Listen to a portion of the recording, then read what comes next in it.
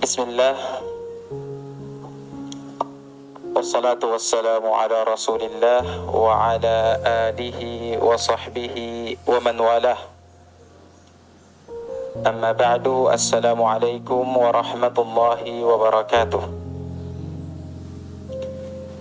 As'alullah al-karim rabbal arshil azim bimannihi wa bikaramihi wa bijudihi كما جمعنا في هذا المكان المبارك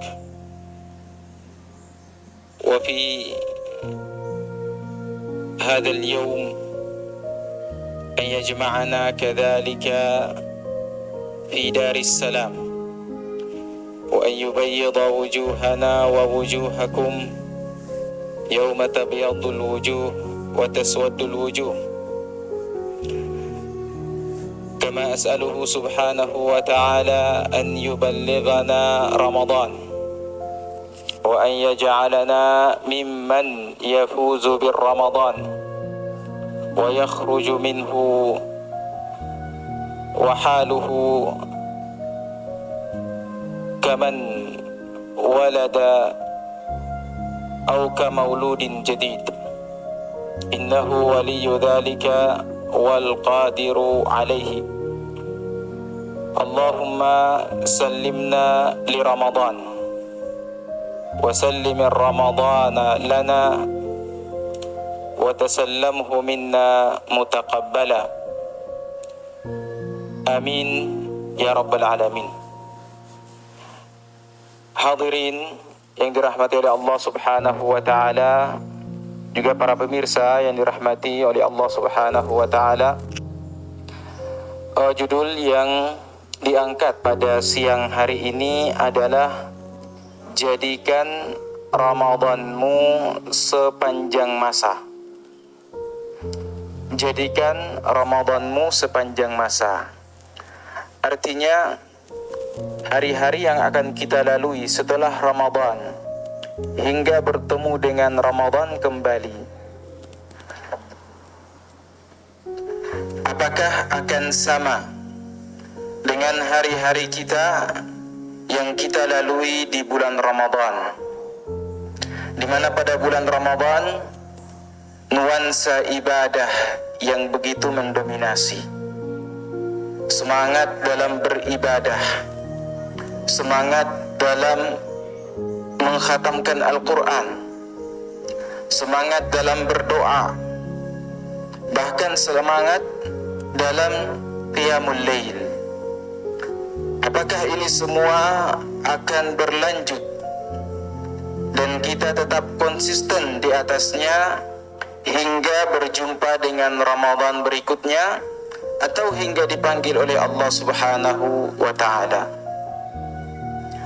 Kita telah banyak mendengar dari para ustadz-ustadz kita, para kiai, alim ulama, bahwa Ramadan itu adalah madrasah.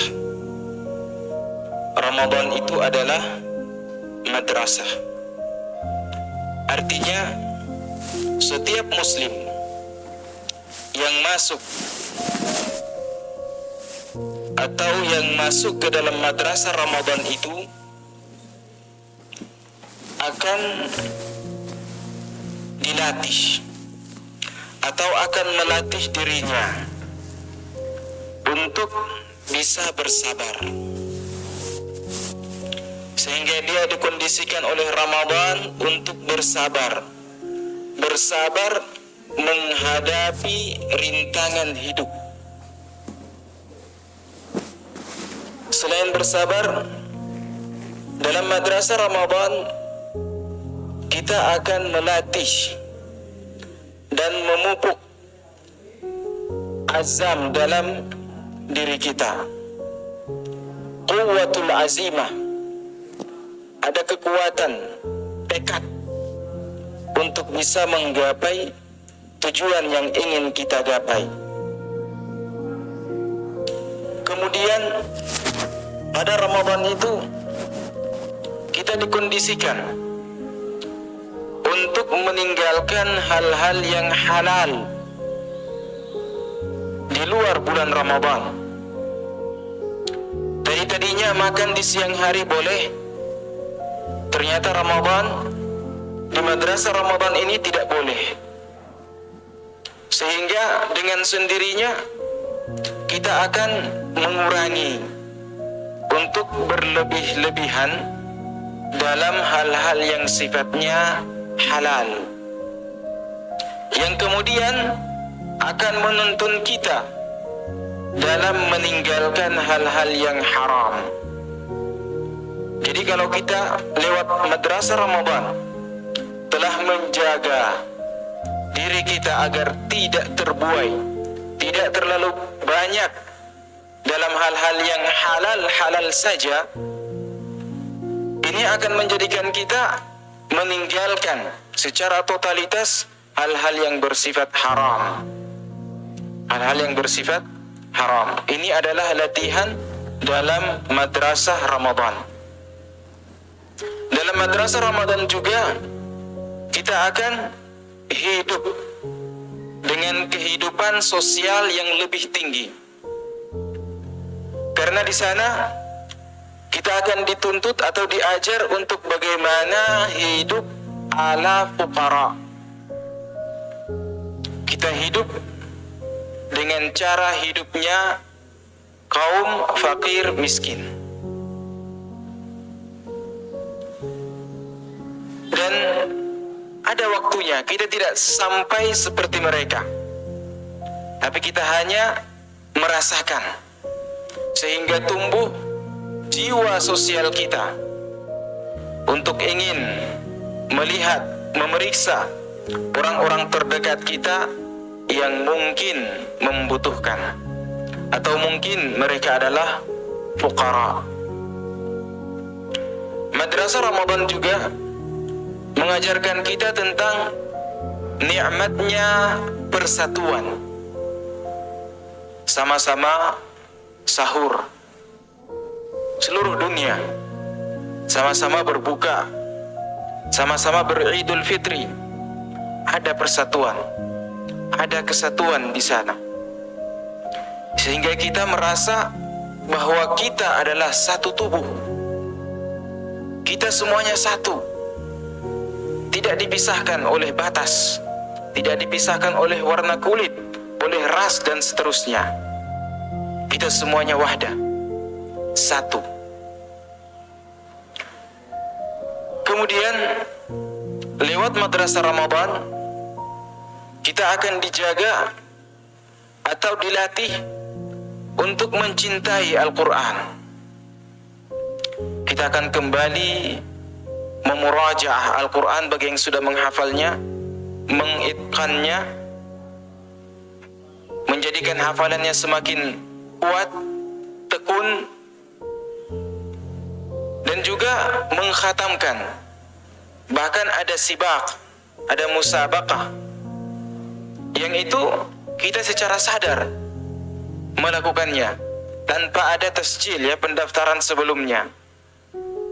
Begitu masuk bulan Ramadan, kita dikondisikan untuk kembali, ya, mungkin bagi orang yang belum atau jarang menyentuh Al-Qur'annya, kembali mengambil Al-Qur'annya, membersihkan debu-debunya, lalu mulai membaca,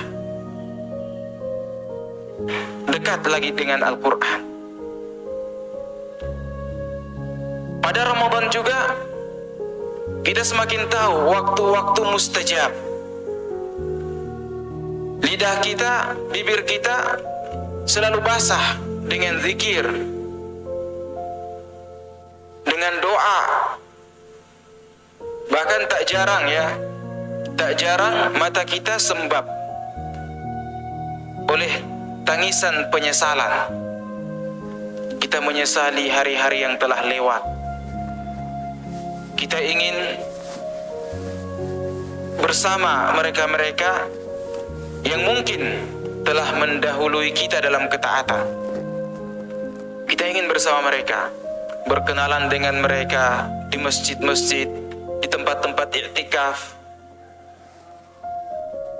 sehingga kita pun tahu ada waktu-waktu mustajab untuk berdoa. Di situ kita layangkan surat-surat cinta kita kepada Allah Subhanahu wa taala. Kita layangkan surat-surat taubat kita kepada Allah Subhanahu wa taala dengan mata-mata yang sendu, ya, mata-mata yang sembab, menangis. Itu di bulan Ramadan kita dikondisikan seperti itu. Dan di bulan Ramadan pula kita tahu bahwasanya ternyata kita ini bukan siapa-siapanya. Kita ini bukan apa-apa. Sehingga cenderung kita mengkritik diri sendiri, mencela diri sendiri, mengintrospeksi. Kita suka menyendiri, mengajak hati kita berbincang, mengingat-ingat hari-hari yang telah lewat. Akhirnya kita pun secara sadar ingin menjadi hamba-hamba Allah yang saleh. Di bulan Ramadan kita bertemu di masjid-masjid Allah Subhanahu wa taala, bergabung pada saf-saf salat tarawih, sehingga kita pun belajar bagaimana manisnya salat malam, salat tarawih secara berjamaah. Kita dilatih oleh Ramadan untuk bisa menghidupkan kembali atau menghidupkan malam-malam kita. Ya, meskipun hanya salat tarawih, tapi akan menjadi bekas dan akan menjadi bekal bagi kita setelah Ramadan nanti. Dan pada madrasah Ramadan juga kita dengan sadar menjaga lisan kita, karena takut pahala puasa kita menjadi berkurang. Kita menjaga lisan kita. Mungkin awal-awalnya terasa berat, tapi begitu lewat sehari, 2 hari, 3 hari, sudah mudah bagi kita untuk menjaga lisan. Tidak lagi berkata-kata yang senonoh, tidak lagi berkata-kata dusta, atau tidak lagi mengucapkan kata-kata yang mengundang marah, dan seterusnya. Kita menjaga lisan kita lewat madrasah Ramadan. Dan pada madrasah Ramadan pula secara sadar kita belajar untuk lebih menundukkan pandangan kita, karena hati kita telah tunduk di hadapan Allah Subhanahu wa taala. Maka dia pun memerintahkan mata, telinga, lisan untuk tunduk pada Allah Subhanahu wa taala. Ini madrasah Ramadan yang mungkin telah berulang beberapa kali pada kita. Ada yang lebih dari 30 kali, 40 kali. Ramadan berulang selalu sepanjang tahun. Setiap tahun datang menyapa kita, memperbaiki kita, kemudian memberi kita pakaian takwa. Padahal pakaian takwa itu kita sendiri yang sulam. Nah, kalau Ramadan dengan lingkungannya, kondisinya seperti ini,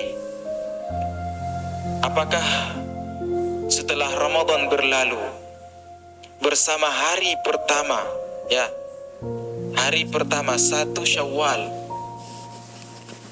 kita akan mengambil manhajnya Ridhah binti Sa'ad, Ridhah binti Amr bin Sa'ad bin Zaid, wanita Quraisy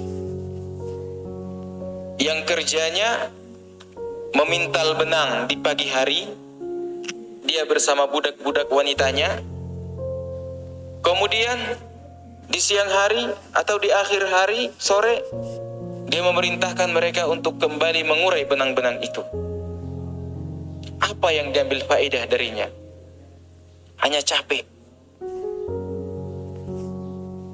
Sudah lama memintal, sudah bagus, yang sekiranya kalau dia jual laku, atau sekiranya kalau dia menambal lagi, melanjutkan pekerjaannya, maka mungkin akan menjadi satu kain hambal pakaian yang bagus, yang berharga. Tapi karena kerjanya seperti itu, paginya memintal, siangnya menguraikan kembali, sehingga tidak ada manfaat yang dia dapatkan. Ramadan, madrasah, telah mengajarkan kita segala-galanya. Kita sudah tahu, apakah setelah pengetahuan kita, setelah Ramadan pergi, kita kembali mengurai pakaian takwa yang sudah kita jahit itu?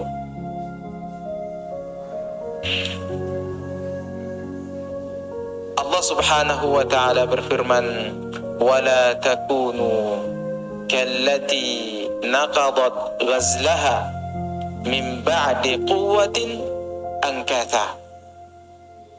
Janganlah kalian seperti wanita, namanya siapa tadi? Rithah binti Amr bin Sa'ad. Wala takunu kallati naqadat ghazlaha, yang telah menyulam pakaiannya, al-ghazl, sulaman, di pagi hari, kemudian di siang hari kembali dia mengurainya.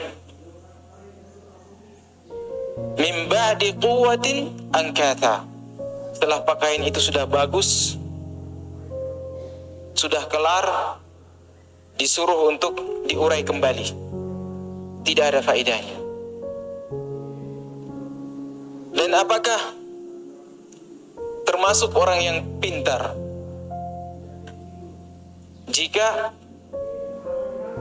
dia telah menjahit bajunya, baju takwa? Ya, karena kita keluar dari Ramadan, madrasah Ramadan akan memberikan kita sertifikat takwa. La'allakum tattaqun. Kegiatan yang saya sebutkan, yang diajarkan dalam madrasah Ramadan, itu ibarat kita menjahit pakaian takwa kita, atau menambal sulam kembali pakaian-pakaian takwa kita yang mungkin ada yang bocor, ada yang robek, kita tambal. Permisalannya sangat banyak. Misalkan kita membangun benteng dari serangan musuh. Proyeknya selesai 30 hari. Benteng sudah kelar, kokoh, kita aman di dalam. Namun setelah 30 hari lewat, begitu datang musuh, kita membuka pintu gerbang benteng bagi mereka. Ya Allah, masuk. Ini orang bodoh. Atau kita telah bersusah payah membelah hutan, ya, masuk semak belukar, mencari hewan buruan. Setelah kita dapat, tidak kita ikat dengan baik, kita malah lepas. Apa faedahnya? Seperti itu pula dengan Ramadan kita. Ramadan, kemudian Ramadannya, dan Ramadan berikutnya lagi telah mengajarkan kita banyak hal. Dan pelataran-pelataran sebelumnya telah menyebutkan hal-hal yang kami sebutkan ini. Mengajarkan kita kesabaran, memupukkan rasa sosial, menyadarkan kita tentang pentingnya sholat malam, dan seterusnya. Lalu bagaimana? Bagaimana agar hari-hari kita setelah Ramadan nanti menjadi hari-hari yang semisal dengan hari-hari Ramadan itu? Yang pertama adalah perhatikan sholat fajar. Sholat fajar atau sholat subuh ini merupakan sholat yang pertama kali hilang. Yang pertama kali sunyi dari jamaahnya. Padahal sebelumnya solat fajar itu, solat subuh, tak ubahnya solat Idul Fitri. Karena semuanya terbangun, sahur, semuanya menuju ke masjid. Namun solat fajar ini adalah solat yang pertama kali hilang atau yang pertama kali ditinggalkan. Padahal kata Nabi SAW, man shalla al-bardain dakhala al-jannah. Siapa yang sholat subuh dan asar, maka dia akan masuk surga. Sholat subuh, karena sholat subuh kita memulai aktivitas kita. Kita memupuk sholat subuh kita dengan penuh keikhlasan. Kita ikhlas hanya kepada Allah Subhanahu wa ta'ala saja. Setelahnya kita mungkin akan bergegas untuk mencari ma'isyah, pekerjaan, atau kita punya pekerjaan. Niatkan semuanya hanya karena Allah Subhanahu wa ta'ala semata, mengharapkan ridha Allah Subhanahu wa ta'ala saja. Karena solat fajar banyak sekali keutamaannya. Di antara keutamaannya adalah solat 2 rakaat sebelum solat fajar itu lebih berharga daripada dunia dan seisinya. 2 rakaat sebelum fajar, apatah lagi dengan solat fajar atau solat subuh. Sangat besar dan sangat agung keutamaannya. Sehingga agar hari-hari kita tetap sama seperti hari-hari Ramadan kita, maka kita perhatikan solat fajar kita, solat subuh kita. Bila perlu, kita datang lebih dahulu sebelum imam, atau datang bersamaan dengan adzan. Itu yang pertama. Yang kedua, qiyamul lail. Ramadan telah mengajarkan kita salat malam, salat tarawih, dan pada 10 hari terakhir ada salatul qiyam. Kita menghidupkan malam-malam kita, mencari satu malam yang paling utama, itu malam Lailatul Qadar. Terkadang sampai kita tidak tidur hanya untuk mencari malam-malam itu. Qiyamul Lail mungkin berat bagi kita, tapi dengan kita mengikuti sholat tarawih, setelahnya tarawih setelah pergi Ramadan, kita bisa mempraktekannya. Seusai sholat Isya dan setelah melakukan rawatib 2 rakaat, kita lanjutkan 3 rakaat witir. Lanjutkan 3 rakaat witir, agar supaya kita tidak ketinggalan sholat malam. Karena sholat malam, seperti kata Rasul sallallahu alaihi wasallam, syaraful muslim. Kemuliaan seorang muslim itu ada pada sholat malamnya. Ada pada sholat malamnya. Nah, sholat malam kita 2 rakaat, 3 rakaat, 4 rakaat, kemudian kita tutup dengan 1 rakaat di awal-awal malam setelah selesai sholat Isya. Karena ini juga merupakan sunnah para salaf kita. Di antaranya Abu Bakar As-Siddiq radhiyallahu anhu, dia melakukan sholat witir di awal malam.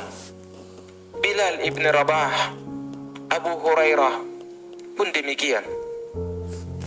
Karena mereka khawatir jangan sampai malam itu adalah malam terakhir bagi mereka, sehingga mereka tidur kemudian dan belum melakukan sholat witir, sehingga Allah Subhanahu wa ta'ala memanggil mereka dalam kondisi belum mengerjakan sholat witir. Qiyamul Lail. Lagi-lagi Madrasah Ramadan mengajarkan kita tentang Qiyamul Lail. Berikutnya, ini yang tak kalah pentingnya juga, yang mungkin kebanyakan dari kita menyambungnya pada saat Ramadan atau pada saat Idul Fitri, saat Lebaran, setelahnya tidak menyambungnya lagi. Silaturrahim. Kalau hari-hari mendekati Ramadan, kita mengunjungi orang tua kita, ya, handai taulan kita, sanak saudara kita, karib kerabat kita, kita jalin hubungan, kita hidupkan kembali, kita sambung kembali rahim kita. Dan rahim adalah makhluk Allah yang bergantung di arsy Allah Subhanahu wa ta'ala.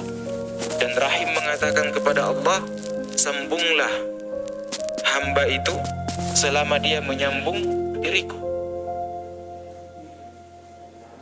Dan selama kita selalu menyambung rahim kita, maka banyak keutamaan yang akan kita tuai di dunia ini maupun di akhirat nanti. Rahim terambil dari nama Allah Ar-Rahim. Silaturrahim. Kita mengeratkan kembali hubungan kita dengan saudara-saudara kita senasab. Jangan kita terlalu erat, terlalu akrab, manis dengan saudara-saudara muslim yang lain, tapi ternyata hubungan kita sesama rahim kita justru pahit, keras, tidak semanis kita dengan saudara-saudara yang lain. Padahal mereka lebih berhak untuk mendapatkan kemanisan hubungan itu dari kita, bukan yang lain. Zaman sekarang Masya Allah dimudahkan oleh Allah Subhanahu wa ta'ala. Bisa menelpon, bisa, atau ada grup-grup keluarga, ya, menghubungi orang tua, sowannya, minta maaf, ziarah sebelum datang bulan Ramadan. Dan setelah pergi bulan Ramadan pun demikian. Karena silaturahim ini sangat gencar kita jalin silaturahim ini di saat Ramadan. Ketika bulan-bulan Ramadan, inilah momentum terbaik, ya, bagi kita mungkin untuk menyambung silaturahim itu. Sehingga ketika Ramadan telah pergi, jangan lupa untuk tetap menyambung silaturahim itu hingga datang Ramadan berikutnya. Paling tidak, ya, dalam sepekan, ya, setelah Ramadan pergi, mungkin setiap pekan kita punya jadwal untuk menghubungi orang tua kita, punya jadwal untuk menghubungi teman-teman, saudara-saudara kita, bertanya kabar, bertukar kabar, menghangatkan kembali hubungan. Silaturahim jangan dianggap remeh. Nah, berikutnya adalah infak. Ramadan telah mengajarkan kita bagaimana rasa sakit. Dan kita belum pernah mengikat perut kita dengan batu. Belum pernah kita merasakan rasa lapar yang begitu, sehingga kita mengikat perut kita dengan batu agar tidak merasa sakit. Kita belum pernah seperti itu. Tapi Ramadan mengajarkan kita, beginilah kira-kira rasa lapar orang yang sehari-harinya serba kekurangan, sehingga jiwa sosial kita terpanggil dan kita pun mau membantu. Kita pun mau berinfak selalu. Bahkan mungkin Ramadan akan merubah pola pikir kita yang tadinya kita enggan untuk berinfak hanya karena merasa dia yang membutuhkan saya. Tapi setelah Ramadan, kita belajar bahwasanya justru kita yang membutuhkan dia. Iya, karena hak orang-orang fakir dan miskin itu bergantung di setiap leher-leher orang-orang kaya atau orang yang mampu. Tapi setelah mengikuti Ramadan, mungkin kita akan terpanggil untuk mencari mereka karena mereka adalah ladang-ladang pahala bagi kita. Sehingga tak tanggung-tanggung untuk kita beri infak kepada mereka. Nah, berinfak tentu yang lebih afdal adalah kepada saudara-saudara kita yang senasab, yang ada hubungan rahim.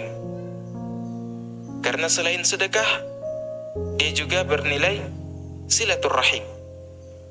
Setelahnya, maka kita akan bersedekah atau berinfak kepada orang-orang terdekat dengan kita, tetangga-tetangga. Baru kemudian setelah mereka, tetangga-tetangga jauh dan seterusnya. Ramadan mendidik kita untuk melihat segala sesuatu dari sisi yang berbeda-beda. Mungkin kita hanya melihat mereka membutuhkan kami, mereka membutuhkan kita orang-orang yang mampu. Tapi setelah Ramadan, justru kita yang membutuhkan mereka. Infak di jalan Allah Subhanahu wa ta'ala.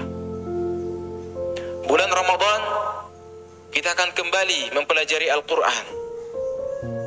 Kita akan kembali membaca. Yang mungkin Ramadan yang lalu, kita sudah lancar membaca Al-Quran. Kemudian kita tinggalkan lagi, sehingga Ramadan yang berikutnya datang, kita kembali seperti belajar Al-Quran kembali, belajar membaca, tinggalkan. Ini kebiasaan yang buruk. Insya Allah setelah daurah ini, kita akan kembali membaca Al-Quran dan selalu membaca Al-Quran, bahkan menjadikan Al-Quran sebagai wirid kita. Di Ramadan, kita berlomba-lomba mengkhatamkan Al-Quran sekali, dua kali sebagai wirid kita. Di Ramadan, kita berlomba-lomba mengkhatamkan Al-Quran sekali, dua kali, tiga kali, empat kali. Kita termotivasi melihat kakek-kakek mungkin di pojok yang konsisten membaca Al-Quran. Mungkin orang lain berpikir, kan kakek-kakek sudah sebentar lagi meninggal. Bukan. Justru kita, orang-orang anak-anak muda inilah yang harus melebihi kakek-kakek itu. Kita punya kekuatan. Kita bisa mengkhatamkan Al-Quran dalam 3 hari. Di bulan Ramadan, kita dikondisikan untuk berlomba-lomba tanpa ada panitianya, ya, tanpa ada yang memberikan kita hadiah. Tapi semuanya kita mengharapkan pahala dari Allah Subhanahu wa ta'ala. Sekali khatam, terpanggil lagi untuk khatam kembali, dan seterusnya. Dan terkadang kita merasa menyesal ketika tahu teman kita telah 5 kali mengkhatamkan Al-Quran, sementara kita mungkin baru 1 kali. Kita akan menyesal. Kita keluar sedikit, ya. Pada kehidupan akhirat itu ada 1 hari yang namanya Yaumul Hasrah. Yaumul Hasrah. Wa anzirhum yaumul hasrah. Dikatakan Yaumul Hasrah itu satu fase dari kehidupan akhirat, kehidupan kiamat, ya. Yaumul Hasrah itu siapapun yang melewati fase ini akan merasa menyesal. Menyesal. Para hafidhul Quran misalkan, yang hafal Quran, ternyata hafalannya hanya 1 riwayat saja. Dia akan menyesal. Lihat apa yang Allah Subhanahu wa ta'ala berikan kepada orang yang menghafal Al-Quran dengan 2 riwayat, 3 riwayat, 7, 10 riwayat. Bagaimana Allah memuliakan dia? Dia akan menyesal. Kenapa di dunia saya cuma 1 riwayat saja? Ini sebagai satu bentuk, ya, gambaran bagi kita untuk memotivasi kita. Kalau seperti itu kemuliaan, lalu apatah lagi dengan orang yang hanya mengenal Al-Quran di bulan Ramadan saja? Bagaimana rasa penyesalannya ketika melihat orang-orang dimuliakan, yang hafid diperintahkan kepada dia untuk membaca Al-Quran, dan tempatnya di surga adalah akhir dari ayat yang dia baca, yang dia hafal. Ibu bapaknya dipakaikan tajul waqar. Masya Allah. Dia mungkin akan menyesal. Kenapa cuma 1 riwayat? Begitu pula dengan orang yang cuma hafal 1 juz, 2 juz, atau hanya menghafal beberapa surat dari surat-surat pendek, atau yang tidak menghafal sama sekali, mungkin Al-Fatihah saja. Semuanya akan menyesal. Siapapun dia akan menyesal. Karena al-a'mal di sana, amalan-amalan di sana menuai ganjarannya. Ada yang amalannya setengah-setengah, dapat ganjaran setengah-setengah. Yang full, dapat ganjaran full, bahkan lebih lagi. Dia melihat ganjaran-ganjaran yang terakhir, atau orang yang paling rendah derajatnya di sana, itu mendapatkan surga seluas langit dan bumi. Itu yang paling terakhir. Pikirkan sendiri. Itu tentang Al-Quran. Dan Al-Quran ini adalah zikir. Dan zikir, Allah Subhanahu wa ta'ala telah katakan, melahirkan ketenangan, tuma'ninah. Ala bidzikrillahi tatma'innul qulub. Dengan banyak berzikir, dan Al-Quran adalah zikir, hati kita pun merasa tenang. Ada tuma'ninah yang memenuhi rongga hati kita. Relung-relung hati kita itu penuh dengan cahaya-cahaya tuma'ninah itu. Kita merasakan kemanisan, ya. Mungkin di luar Ramadan kita jarang merasakannya, tapi madrasah Ramadan mendidik kita untuk membaca Al-Quran di pojok masjid atau dalam bilik kamar sambil menangis. Kita tidak tahu maknanya, tapi karena tuma'ninah yang mengelabui kita sehingga kita pun terbuai, terlena, dan menangis. Apakah ini bisa kita ulang lagi pada saat Ramadan pergi? Harus kita lakukan itu. Kita ulangi lagi. Kita berjanji di akhir hari bulan Ramadan, kita berjanji bahwa kita akan melanjutkan hari-hari Ramadan ini sampai berjumpa dengan Ramadan berikutnya. Di bulan Ramadan kita banyak berdoa, banyak meminta, karena kita sudah tahu waktu-waktu mustajab. Kita meminta, bertadarru, bertaqarrub kepada Allah Subhanahu wa ta'ala, meminta dengan sepenuh hati. Hati yang telah suci ini, apakah seperti itu pula kondisi kita nanti setelah Ramadan pergi? Sekarang juga kita harus berjanji, insya Allah. Nah, para hadirin yang dirahmati oleh Allah Subhanahu wa ta'ala, agar hari-hari kita menjadi Ramadan, dan agar Ramadan menjadi hari-hari kita,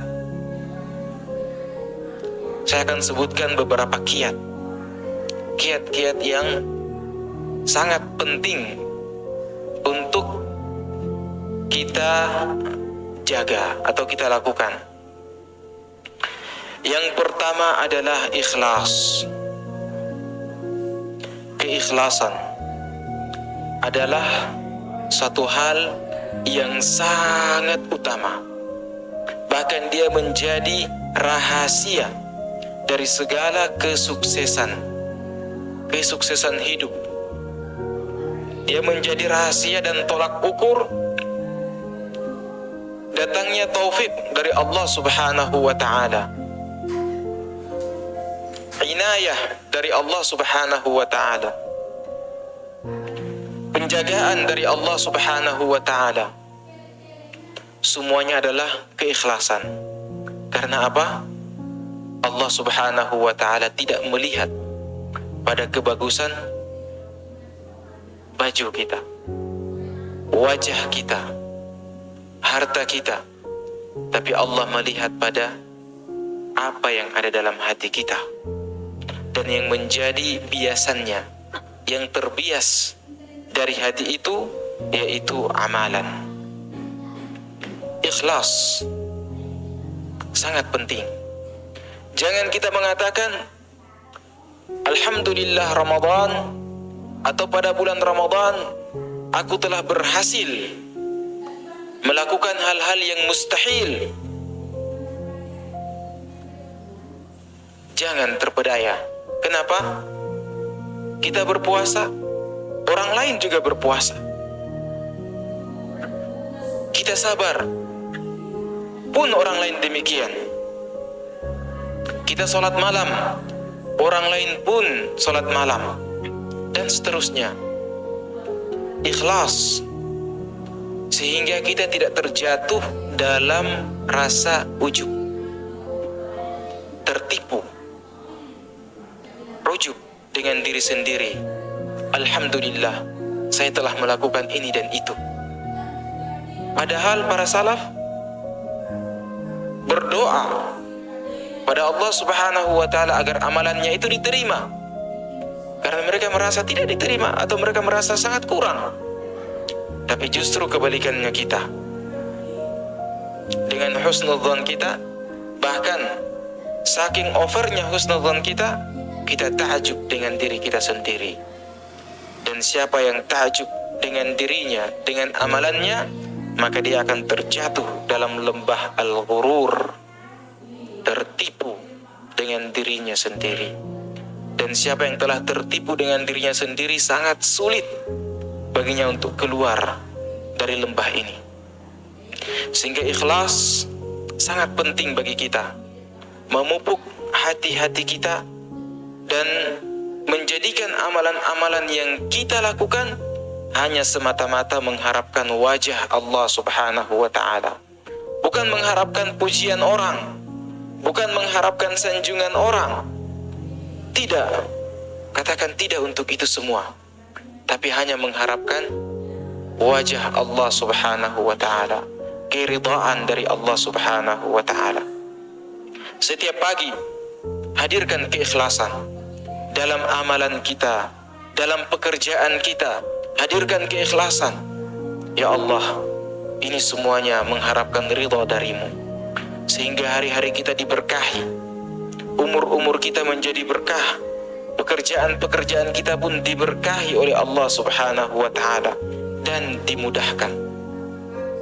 Awal dari ketakwaan adalah keikhlasan, dan keikhlasan merupakan alasan atau kunci dari segala amalan. Allah tidak terima amalan kita jika tidak ikhlas. Allah akan terima amalan orang-orang yang mukhlis, yang ikhlas. Dan di samping keikhlasan itu, kita harus mencocokkan amalan kita sesuai dengan tuntunan baginda Nabi Muhammad sallallahu alaihi wasallam. Yang kedua, yang tak kalah pentingnya adalah berusaha semaksimal mungkin untuk menjaga diri kita dari memasukkan makanan yang tidak halal dalam tubuh kita. Berusaha semaksimal mungkin untuk mencari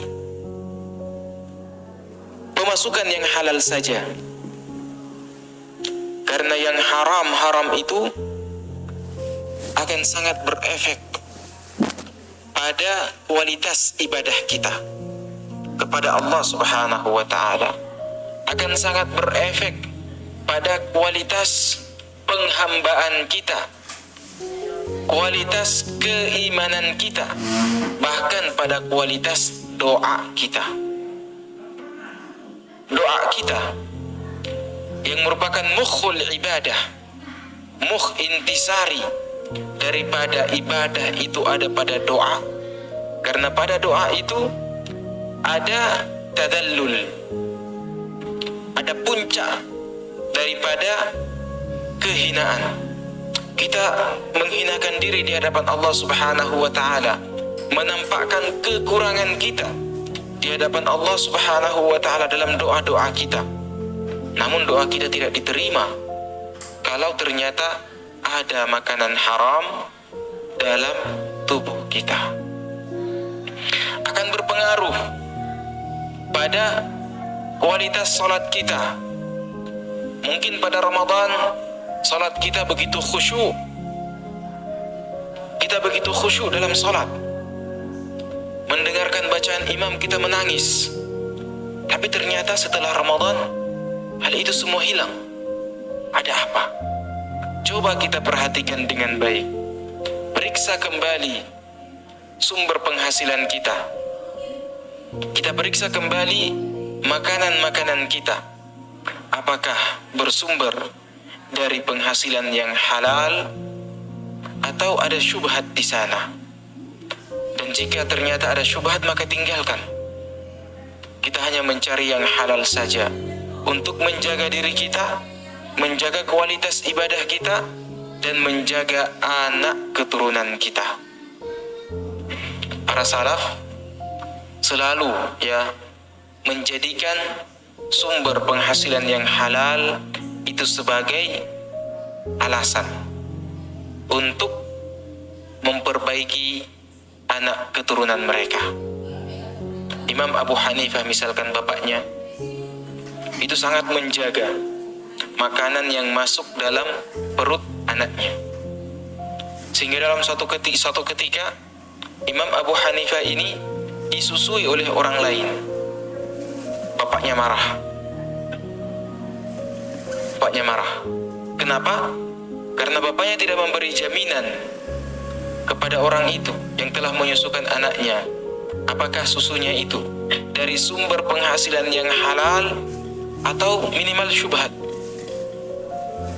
Sehingga Imam Abu Hanifah ketika dalam beberapa kesempatan ketika beliau terlupa, beliau selalu mengatakan mungkin ini pengaruh dari susu itu.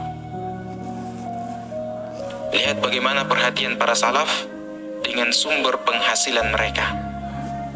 Ini insya Allah, jika kita memberi jaminan kepada makanan yang kita konsumsi, kepada rizki yang kita dapati, maka insya Allah Ramadan akan selalu ada bersama kita hingga kita berjumpa dengan Ramadan lagi, di mana kualitas kita akan tetap terjaga.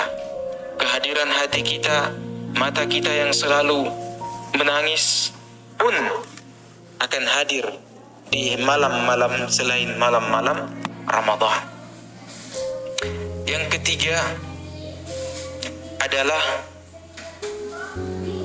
mencari teman yang baik. Jangan pernah merasa bahwa cukup saya yang baik, tak peduli dengan orang lain. Bukan seperti ini. Nabi SAW mengatakan, Al-mar'u ala dini khalilihi. Jangan pernah mengira bahwa dengan berteman itu kita tidak terpengaruh. Jangan pernah merasa demikian, karena teman memberi pengaruh kepada kita. Mungkin Dia pernah mengajak kita untuk pergi, ya minum-minum kopi. Mubah. Berbanyak-banyakan di sana, yang mungkin pada saat Ramadan kita mengurangi kegiatan-kegiatan seperti itu. Sekali, 2 kali, lama-lama menjadi kebiasaan kita, sehingga Ramadan pun luntur dari kita. Teman yang kita temui pada saat malam-malam i'tikaf, teman yang mungkin bisa menjadi sandaran kita, panutan kita, ambil janji dengan dia. Ya akhi, jika engkau tidak melihat saya dalam suatu waktu dari waktu-waktu yang 5, maka hubungi saya. Mungkin saya sedang tertidur atau saya sedang sibuk. Sehingga dia selalu menjadi warning, memberitahu kita, menasihati kita ketika kita telah jauh keluar dari khat, dari garis yang mungkin kita selama ini telah menggarisnya. Saya ingin Ramadanku seperti ini, dan setelah Ramadanku pun saya ingin seperti ini. Jangan sampai karena teman ya kita kemudian lalai. Pengaruh teman sangat penting. Sehingga Nabi SAW mengatakan demikian, Al-mar'u ala dini khalilihi. Agama seseorang bergantung kepada agama temannya. Falyanzur ahadukum man yukhalil. Maka periksalah teman-teman kalian, siapa yang berhak menjadi teman sejati kalian. Ikat dia, orang saleh, ikat dirimu dengan dia. Karena orang saleh sangat-sangat kita harapkan ketika nanti di akhirat kelak. Allah Subhanahu wa ta'ala berfirman, wasbir nafsaka ma'al ladhina yad'una rabbahum bil ghadati wal 'ashiyyi yuriduna wajhah wa la ta'du 'aynaka 'anhum turidu zinatal hayatid dunya wa la tuti' man aghfalna qalbahu 'an dhikrina wattaba'a hawahu wa kana amruhu furuta. Wasbir nafsak. Sabar. Sabar bersama siapa? Teman-teman sejati itu. Ma'al ladhina yad'una rabbahum, yang selalu berdoa kepada Tuhan mereka, kepada Allah Subhanahu wa ta'ala. Bil ghadati wal 'ashiyyi, pagi dan petang. Selalu berdoa, konsisten. Yang selalu zikir pagi dan petang. Ya, ketika bertemu, ente sudah zikir pagi belum? Ini teman baik nih. Sudah zikir sore belum? Ini teman baik yang selalu mengingatkan kita. Wala ta'du 'ainaka 'anhum, jangan tinggalkan mereka. Kalau bertemu dengan teman-teman seperti ini yang selalu ingatkan kita untuk hadiri majelis-majelis ta'lim, menghadiri masjid-masjid, atau menghadiri sholat-sholat, maka ikat dirimu dengan mereka. Buat perjanjian dengan mereka. Wala ta'du 'ainaka 'anhum turidu zinatal hayatid dunya. Kenapa? Karena jika engkau berpaling dengan mereka, maka dunia akan merangkulmu. Engkau akan terbuai dengan dunia. Misalkan seorang yang punya pekerjaan, ya, punya pekerjaan di pemerintahan misalkan, kita akan temukan dia pada malam-malam Ramadan, malam-malam i'tikaf, itu sangat rajin. Nah, orang-orang seperti begini harus mengikat dirinya, mungkin dengan Pak Imam, dengan Bapak Modim, ya, agar Pak Imam ini selalu memberitahu dia. Misalkan dia tidak sholat subuh, di mana saja kamu? Oh maaf Pak, saya kesiangan. Sudah sholat belum? Sudah. Jangan lagi diulang. Teman-teman seperti ini sangat penting. Apalagi di zaman sekarang, di mana dunia mendominasi kita, dunia yang selalu menarik kita untuk keluar dari jalan yang lurus itu, dari jalan istiqamah itu. wala ta'du 'ainaka 'anhum turidu zinatal hayatid dunya wala tuti' man aghfalna qalbahu 'an dzikrina. Dan jangan pernah mau menerima ajakan orang-orang yang lalai hatinya dari mengingat Allah Subhanahu wa ta'ala. Jangan pernah lalai, jangan pernah mau. Tinggalkan mereka. Wala tuti' man aghfalna qalbahu 'an dzikrina wattaba'a hawahu wa kana amruhu furta. Yang condong diperbudak oleh hawa nafsunya dan kehidupannya tidak tertata dengan baik seperti antum. Seperti Anda yang telah melewati madrasah Ramadan, yang telah merasakan betapa manisnya iman di bulan Ramadan itu. Agar kemanisan itu tetap bertahan bersama antum semua sampai berjumpa kembali dengan Ramadan berikutnya. Yang keempat adalah istiqamah. Seorang sahabat bernama Sufyan bin Abdullah datang kepada Nabi SAW meminta nasihat. Lalu Nabi SAW mengatakan padanya, "Qul amantu billah thumma istaqim." Ucapkan amantu billah, lalu kemudian istiqamahlah engkau. Istiqamah dalam menjalankan konsekuensi dari kata amantu billah itu. Kalimat amantu billah bukan sekedar beriman kepada Allah, tapi bagaimana menjalankan syariat Islam itu dengan baik. Seorang salaf ditanya, bahkan ketika beliau melewati suatu kaum yang telah meninggalkan kebiasaan Ramadannya pada hari pertama, hari Id, dan sangat banyak. Pada hari pertama 1 Syawal itu mulai kedengaran adzan dan orang menuju masjid sudah mulai sedikit. Banyak anggar-anggar seni yang dibuat banyak acara-acara, tarian-tarian tradisional dan seterusnya. Yang mereka mungkin karena terlalu sibuk sehingga terlalaikan dari salat atau terlambat salat. Kata beliau, bi'sal qaum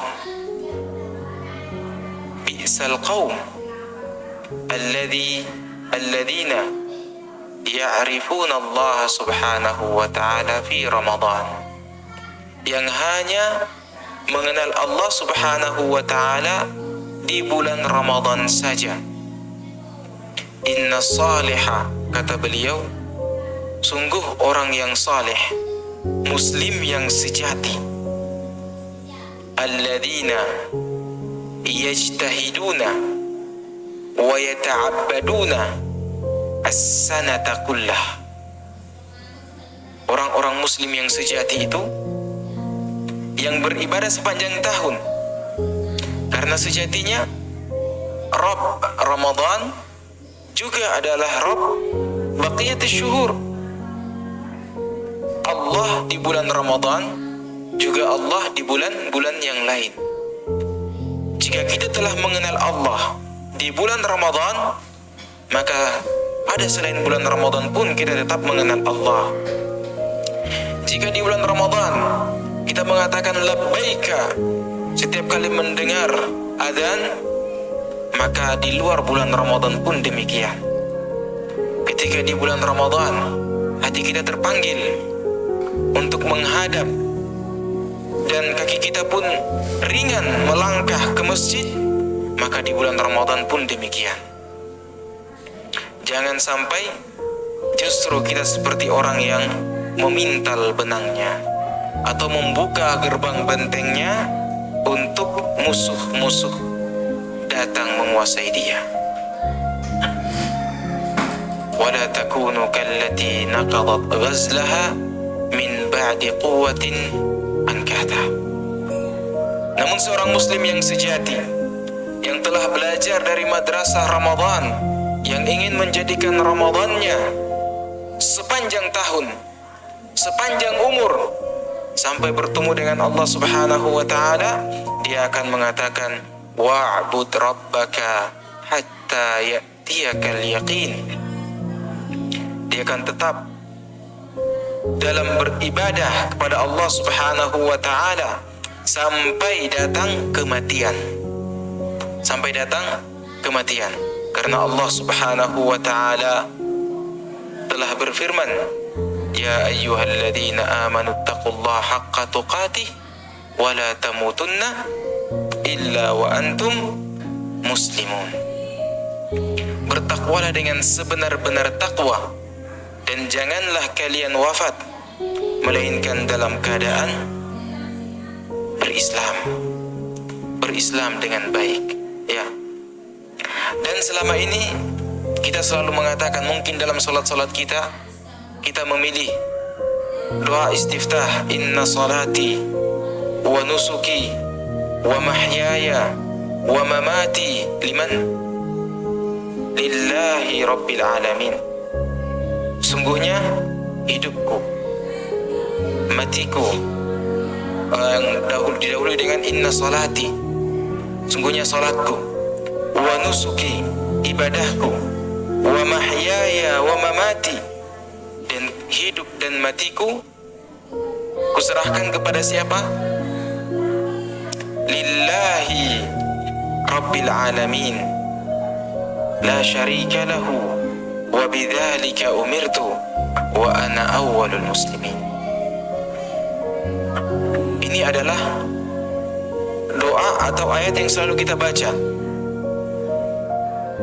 tapi sangat jarang dari kita untuk mengejawantahkan ayat-ayat seperti ini. Oleh karena itu, lewat penataran ini insya Allah kita akan menjadikan hari-hari kita adalah Ramadan. Di antaranya dengan menjadikan kehidupan berislam kita di bulan Ramadan adalah seperti atau sama pada selain bulan Ramadan, ketika mengomentari firman Allah Subhanahu wa ta'ala, ya ayyuhalladzina amanu taqullaha haqqa tuqatih wa la tamutunna illa wa antum muslimun. Ibnu Katsir rahimahullah mengatakan, hafidhu alal Islam, jagalah Islam itu dalam segala keadaan, fi hali sihhatikum wa salamatikum litamutu alaihi, dalam kondisi sehat dan kuat, dalam kondisi lapang. Kenapa? Sampai kalian mati dalam keadaan Islam.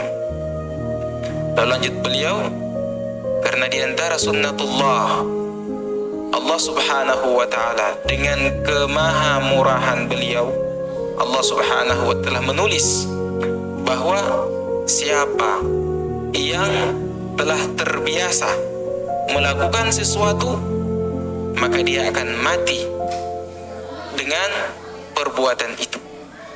Dan siapa yang mati dalam perbuatan tersebut, maka dia akan dibangkitkan dalam keadaan seperti itu pula.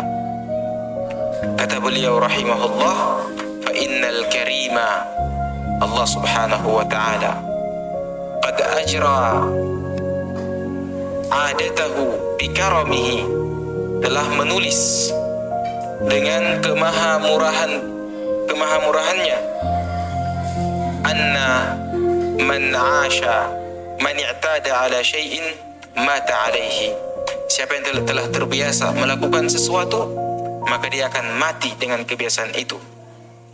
Wa man mata ala syai'in bu'itha alaihi, dan siapa yang mati dalam kondisi atau dalam melakukan suatu perbuatan tersebut, maka dia akan dibangkitkan dalam kondisi seperti itu. Kita mungkin tahu dengan firman Allah Subhanahu wa ta'ala, alladzina ya'kuluna riba la yaqumuna illa kama yaqumu alladhi yatakhabbathu asyaitanu minal mas. Orang yang hidupnya penuh dengan riba. Makan riba, sampai meninggal pun dengan riba. Bagaimana dalam saat dia dibangkitkan? Dia akan dibangkitkan dalam kondisi kesurupan. Itulah kondisinya dia di akhirat. Dan Madrasah Ramadan telah mengajarkan kita untuk ilhah, selalu berdoa kepada Allah Subhanahu wa taala.